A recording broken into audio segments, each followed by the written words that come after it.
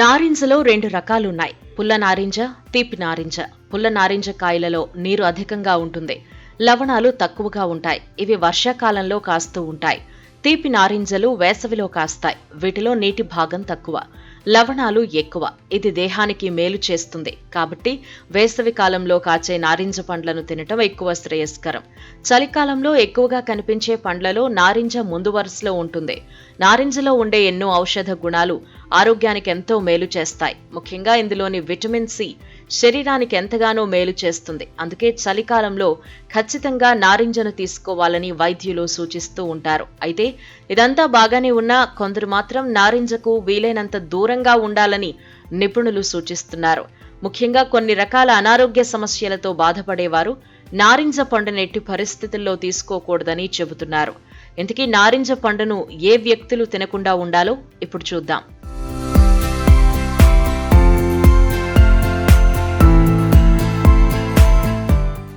నిత్యం జలుబు, దగ్గుతో బాధపడేవారు నారింజకు దూరంగా ఉండాలని నిపుణులు చెబుతున్నారు. నారింజలో చలువ చేసే గుణాలు ఎక్కువగా ఉంటాయి. కాబట్టి జలుబు, దగ్గు ఉన్నవారు వీటికి దూరంగా ఉండాలి. ఒకవేళ తీసుకుంటే జలుబు, దగ్గు మరింత ఎక్కువయ్యే అవకాశాలుంటాయి.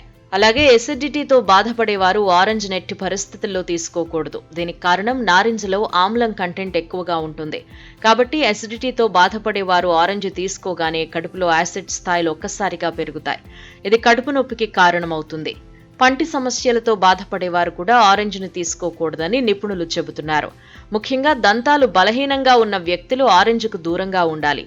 పంటిపై ఉండే ఎనామిల్తో ఉన్న కాల్షియంతో కలిసి బ్యాక్టీరియాను ప్రోత్సహిస్తుంది.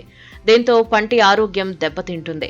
కిడ్నీలో రాళ్ల సమస్యలు ఉన్నవారు కూడా ఆరెంజ్కు దూరంగా ఉండాలి అని నిపుణులు చెబుతున్నారు. ఆరెంజ్ వల్ల కిడ్నీలో రాళ్లున్న వారికి నొప్పి ఎక్కువయ్యే అవకాశం ఉంటుంది.